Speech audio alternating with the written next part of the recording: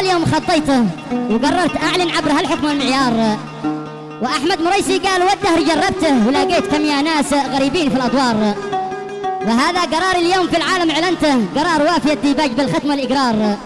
في من عزني في القدر والشان عزيته، واصبح بقلبي عالي الشان والمقدار. وضعته على عيني وفي الراس اعليته، معه بالصداقة والوفانك من المشوار. وقدره وقدر الأب والجد حطيته على الراس وبادور حيثما صاحبي قدار. قصيدة شعرية كتب كلماتها الأخ أحمد عبد الله أحمد مسعد المريسي، تحكي وتعبر بما فيها. يلحنها محمد العباسي ويعزفها بالعود الفنان أحمد مروان وبالإيقاع خالد فارع.